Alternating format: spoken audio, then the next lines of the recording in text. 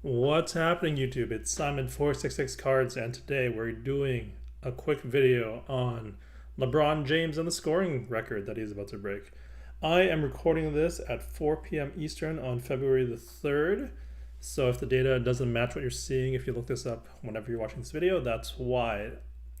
I wasn't planning on making this video, but I saw some prices on Card Ladder that made me want to do this video. I was seeing data and prices that I thought we were smarter than this, but I guess not. So I'll jump right into it. The Obviously LeBron has been on pace to break the scoring record for a while. ESPN has been talking about this pretty much since the beginning of the season, and everybody knows that around this time, midway through this season, if he didn't get injured, he was going to break the scoring record, right? And so all of this was foreseen and expected. None of this is a surprise, right? And so you would think that knowing this was coming, that this is already baked into the prices of his cards, especially being only half a season away. And so just for fun, I looked into some of his key rookies, expecting to see what I'm seeing now on this screen, which is the 2003 Topps Chrome PSA 10. There's been, I was actually surprised that there was this much of a ramp up, considering that the Lakers have not been very good, which was expected from me, anyways, maybe not from others, but a little bit of a ramp up back more or less to where we were in June, right? Like pretty much flat, right? We were at 6,800, 6,700, mostly below that up until January, and then I think this is when the nonsense starts. I think is now we're in like the 77, 79, 8,000 range. I think that there you can see that it's already starting to come down a little bit, right? And so even this surprised me a little bit, to be totally honest. But like this ramp up here in January, but I'm like, okay, well, prices have been down quite a bit. This does sort of make sense if you think about it in that context. And then I started looking at other rookie cards on Card Ladder, and yeah, here's the Topps Chrome BGS 9.5. What are we doing here? Why are we only buying these now? Why didn't you buy it back here? The scoring record we all knew was happening. If you're buying it now, you're late to the party. Like you're gonna be caught holding the bag here. This was hovering between 2 and 3K for basically the last 3 months here. Yeah, there is no real reason for this to happen. You should have known this was happening in early January, in early December, and early November, right? This, barring injury, like catastrophic injury, this was going to happen. Why are we buying this now? So this is, I don't see good things on the horizon of the people who are selling here. Moving along, let's go to just the Topps. Oh boy, Topps PSA 10, literally off the chart here. We were hovering around 2K for basically the last 3 months, give or take this crazy sale. I don't know if I should take this seriously, but 2K, 2K, 2K, 2K, 2K, and then now we're all of a sudden at 3K. What are we doing here, folks? What are we doing here? On a pop 2200 card, when there is a superior Topps Chrome card out there, I don't know, guys. I don't know. More nonsense. PSA 9, again, same thing, where it's obviously the price differences are a lot smaller, but what are we doing here, guys? 580, we've been hovering around 400 to 500 this whole time, and now it's getting this ramp up. These folks, I fear for your wallets when you try to go to sell. And I'm going to explain that in a little bit using some very basic economic modeling. And then last but not least, this Rookies and Stars BGS 9.5, hovering around 1K give or take, and now, boom, out of nowhere, up to 1,600. Yeah. So the real problem here is that this was not unexpected. Everybody knew this was going to happen. And so let's talk about it from an economics perspective and why I think this is going to be bad news for the people holding this card. Here is a basic, if you go to any economics 101 class, this is what you're going to see. Supply, demand. I'll do my best to explain this quickly, but basically on the y-axis here is the price. On the x-axis here is quantity.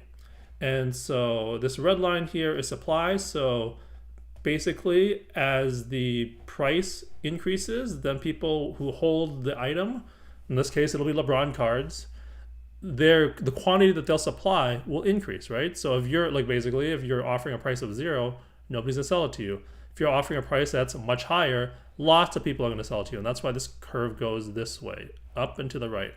Whereas demand is for people who buy it, right? So if the price is really, really high, like up here, then your demand is going to be very, very low. As price decreases, more and more people are willing to buy, which is why this demand curve, as we call it, slopes down and to the right. And where those two things meet is the middle. And that's the equilibrium that specifies the price that is for the equilibrium, as well as the number of items sold, aka quantity. So that is a economics 101 very simplified version, and so now let's talk about this in the context of LeBron cards. I would say, you know, if this was the original supply curve or supply line and demand curve, this is what it would look like. Now let's talk about the scoring record and what happens to demand. And again, based off of what I was saying earlier, the demand shouldn't increase that much because of the scoring title or the scoring record. Like I've said before, everybody knew this was going to happen. This is not a surprise. We can all do math. ESPN is talking about it for the last 6 months, or since the summer basically, and since the beginning of the season.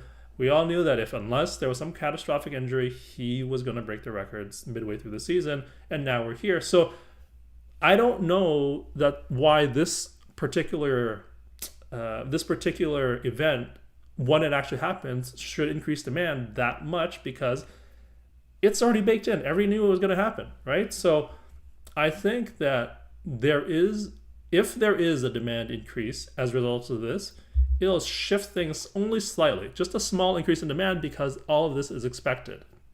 And so that's what the demand curve shifts to the right. That's what happens when there's an increase in demand. I won't get into the explanation of it. Just trust me. Trust the guy with the master's in economics. Let's keep going. The problem is now supply. How many times have you heard or seen on Facebook, on social media, YouTube, Instagram, like, oh, I'm going to hold on to these LeBron cards and then sell them when he breaks the record, because that's when prices are going to shoot up. The problem is, if everybody's thinking that way, that causes a supply glut or a massive increase in supply. If everybody has the same strategy going into an event, then that strategy goes away because there's going to be oversupply. And what happens to prices then? Well, first of all, kind of very similar to what we did with the demand shift to the right. If there's going to be a supply shift, then there's going to be a much bigger supply shift, because everybody has a strategy of, I'm going to take my LeBron cards to the market and sell them when he breaks the scoring record, because everybody's expecting prices to go up. But when everybody has the same strategy, they negate each other. They negate that small increase in demand, because the supply is going to increase way, way more. And as a result, there is a new equilibrium that is going to be created. So with the increased supply and a small increase in demand, sure, a lot more cards are going to be sold from this point here to this point here. But the problem is the price is going to decrease because of the increase in supply. So you can see big increase in the quantity of items sold, but a decrease in the price of the card. And so that is what I believe will happen here when LeBron breaks the record. There are two caveats to this theory. One is if everybody does not send their cards to market and they're just selling them as a buy it now, and you just hold the line on the prices, then sure, maybe. But I feel like as soon as a couple of people start, taking best offers or having their cards sent to auction and having them close a few days after, or even the day that he breaks the title, if there is an oversupply then or over those coming days, it's going to send prices down a lot. The second caveat to this theory is I'm again recording this at 4 p.m. Eastern on Friday, February the 3rd. Kyrie just demanded a trade. One of the teams he might be going to is the Los Angeles Lakers. If he gets sent there and they trade Westbrook and who knows, draft picks, whatever, and then the Lakers go on a mini run, then you could see a bigger increase in demand if people suddenly think that the Lakers are now a title contender with Kyrie, LeBron, and Mr. Glass, Anthony Davis. If that happens, then this shift in demand might be a bigger shift to the right, and we might end up back at a price that is a little bit closer to where we were before.